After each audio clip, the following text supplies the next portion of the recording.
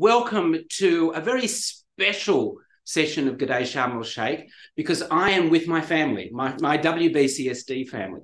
And today we're going to hear from all of the parts of the WBCSD about what's been going on, what they're watching, what they're talking about, and hearing their positive support for Australia's bid for COP31. So without further ado, as I stand over here and get out, a big welcome to you all to the house of what we call the OzPav. It's right? lovely. It's so gorgeous. It is beautiful. And it's got carpet, so it's quiet. So why don't we go around the chairs? Introduce yourself if you could. Just let us know where you're from, and we'll get to the questions in a mere moment. So we'll start with you, Diane. Diane, who are you and where are you from? Well, good morning, Graham. Thank you so much for having me. It's great to be here. I'm Diane Holdorf, Executive Vice President at WBCSD. I'm based in Geneva, Switzerland. Thank you very much. DJ. Good morning. So I'm DJ Forza. I lead the Race to Zero campaign for the retail sector, and I'm also with WBCSD. Giulia. Buongiorno a tutti. Oh. I'm Giulia Carbone. I'm the Director of the Natural Climate Solutions Alliance, also at WBCSD. Thank you. Joanne. Okay, morning everybody. I'm Joanne Yawitch. I'm the Chief Executive of the National Business Initiative in South Africa. And Joanne is a second-time G'day person because she came on the show at Glasgow. So big snaps for coming back. Thanks, Andrew. And Jacob. Yeah, I'm Jonas from BCSD Brazil, and I'm leading our work on net zero projects there. Excellent. Good morning to you all. So we have the Global South, as brought to you by Brazil, South Africa and Australia, and of course our team at WBCSD. First question for you all, we'll start with Diane. From your perspective, is this COP delivering on its promise, the implementation COP? What have you seen, spoken about, that you think addresses that? They've made actually some pretty meaningful moves in the negotiations. There's still quite a lot of challenge and they're behind schedule. So we'll see what the negotiations actually land. Yep. There's been some very good momentum brought forward on key issues around loss and damages, adaptation, as well as some movement on Article 6, although we don't expect that to land in a meaningful way before next year's COP28 global stock take. Yeah. But from my perspective, Andrew, what's been really exciting is watching the momentum outside of the negotiations. And a market change since Glasgow even is the number of nations that are coming together, countries bonding on very specific commitments with sectors that are high impact sectors, bringing real money to the table and setting very specific targets. And I think actually, if somebody adds up all of those contributions after the COP, we'll see that there's tremendous progress towards 1.5, even if we can't fully rely just yet on negotiated outcomes. Yeah, okay. DJ, what about for you? What are you seeing and playing in this COP? So for me, it's a little bit different perspective, and I actually want to take us back to Glasgow, where we had the really wonderful announcement that the Australian Retail Association were joining the Race to Zero and pledging to become an accelerator, and thereby mobilizing their hundreds and hundreds of members to set science-based targets to decarbonize their business, to reduce their emissions by half by 2030. So fast forward now to a year, because of that announcement by the Australians, who also joined the British Retail Consortium, the Europeans have been super inspired. So about 2.5, 3 weeks ago, Diane and I were super proud to bring on the European Commerce Group, which was 7 national retail associations joining Eurocommerce, so a total of 8, plus the Australians, plus the British. So we've got quite an engine going here where 2 years ago, you would say there was very few retailers that were setting science-based targets, decarbonizing, doing their part. And we all know that's so important because retail contributes at least minimum 30% of global greenhouse gases, if not more, if you consider the entire food value chain. So I really am grateful to the Australians for really stepping forward. The Australian Retail Association has been so fantastic, really leading the way. And so for us this year, implementation really means that wheel has really started to turn. And by the time we get to Dubai, you will see hundreds of retailers entering the Race to Zero and doing their part. So well done, and well done, our friends over at the Australian Retailers Association. Giulia, why are you here from Italy being a very important element and component of this COP, although our coffee is better. Help us understand. I haven't gone to the Italian stand and tried their coffee. I should do that. You should. So, no, for me, this is really exciting because I've seen working for a natural climate solution, my thing is really nature, right? And trying to bring nature to the table. Which, by the way, today is everybody Biodiversity Day.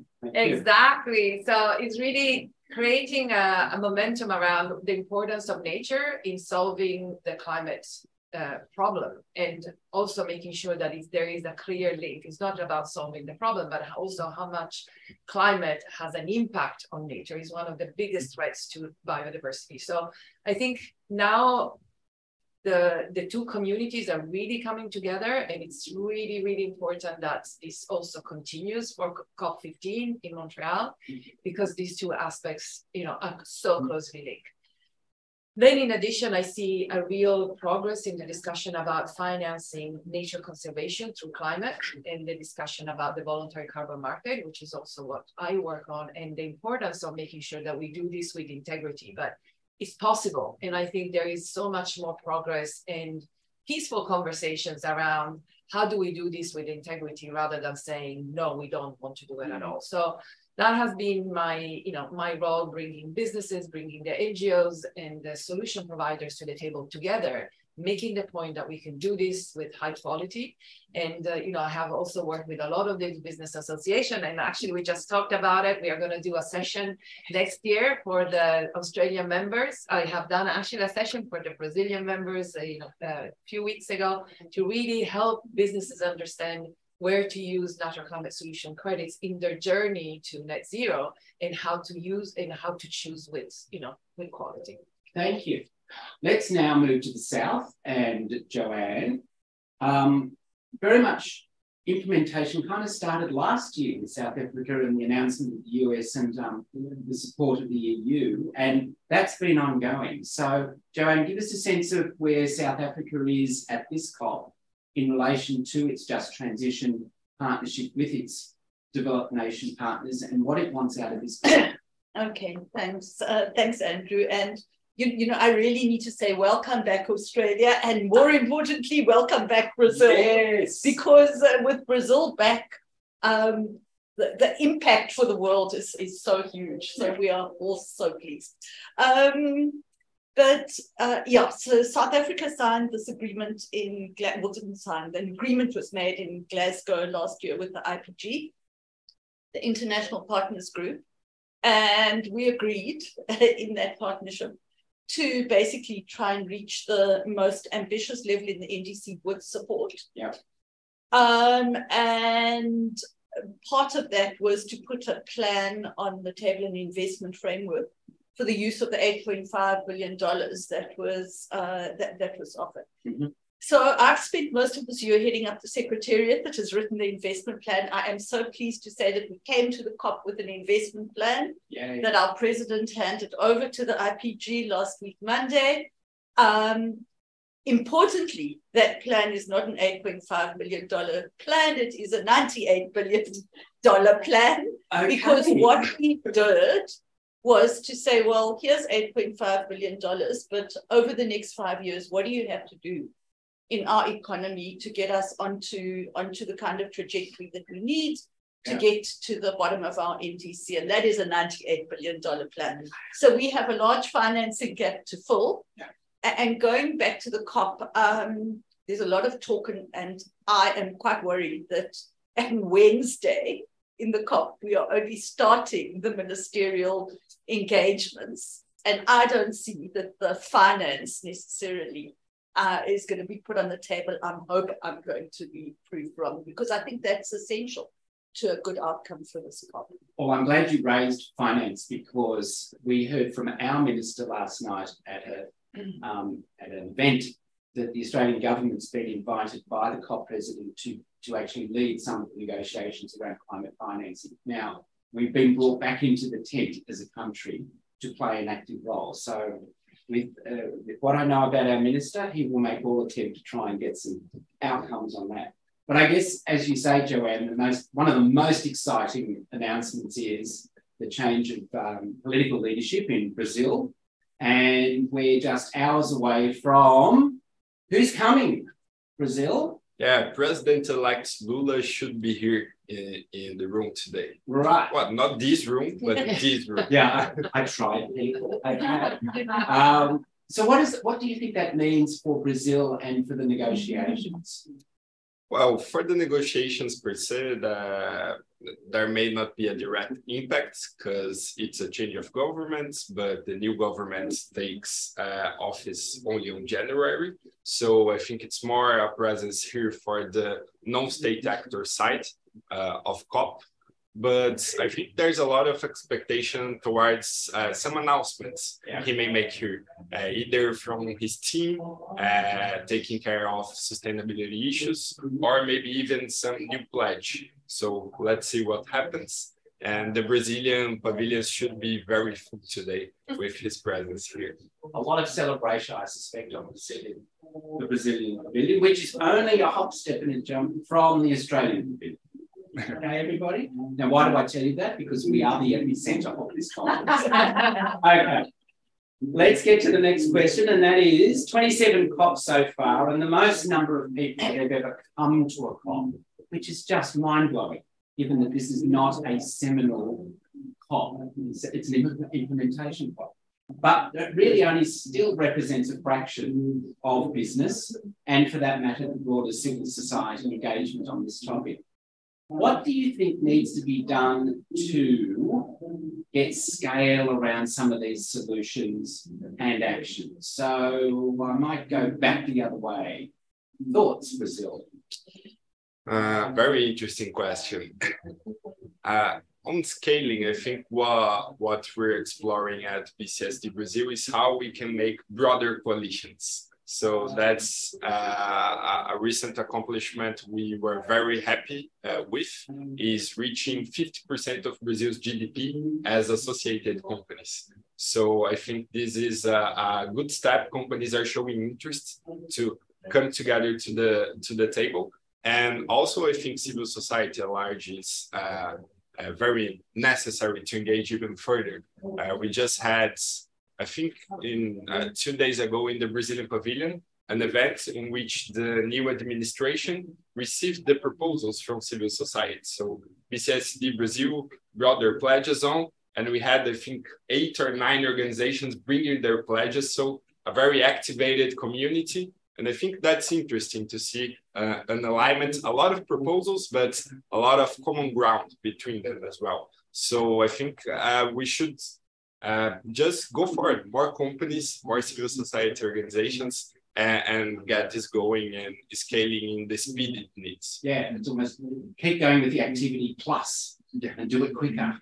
Yeah. So in one sense, Joanne, South Africa really has a very engaged conversation going on amongst its people on this particular topic. But are there any areas, any key challenges around engaging business, for example, in South Africa, or is this very much top of the mind for most business there?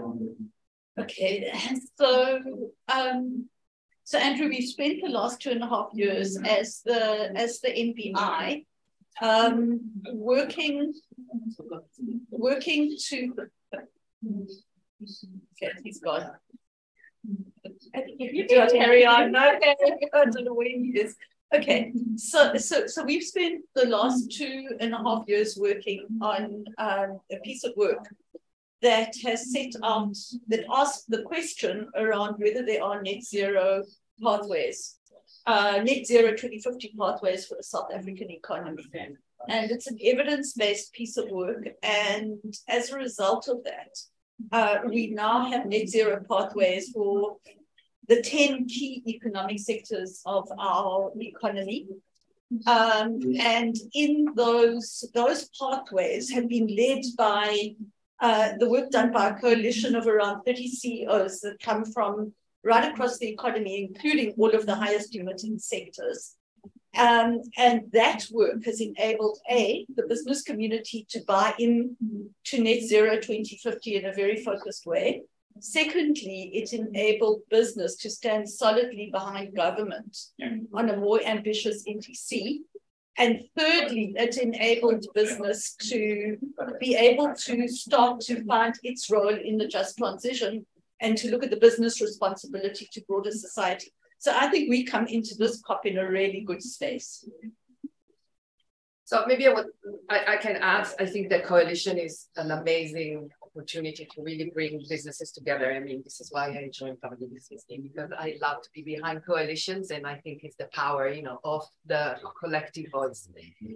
So without adding to what you already had, one thing that I think is really important to scale is for businesses that take action to speak out and really be courageous and go out. I was reading some worrying results of a report that has been done by Salesforce, where they are saying that a lot of companies now do all the things they need to do, you know, good targets, good, you know, good ambitions and good actions, but they're so afraid of being attacked that they don't speak about it. That is a really worrying turn of things, because we need peer-to-peer, you know, inspiration. It's not the pressure, but it's inspiration. And so this is why, for example, the NCS Alliance, we are really using this idea of getting a business to talk about what they do, to talk about their journey to net zero and how they're using the carbon credits, which is the contentious part, but to be courageous and talk about it. Okay, so a very rare event here. We actually have to wind up, because we've got Minister wanting to come in and actually use the room that we're in. So, last question, which I will get to very quickly. Australia wants to host COP31. Are you supportive? Yeah. And a quick shout out, one word, what do you want to be on the agenda for that COP? I think adaptation. Yeah, adaptation and real loss and damage progress. Yeah. The role of communities and the people. DJ? Place for everybody to have a voice. Delivery of the transition plans that are required by 2030. Right. So, and with that, everybody, thank you very much. I know this is a weird way of saying goodbye. We'll see you soon. Bye. And talk later. Bye for now.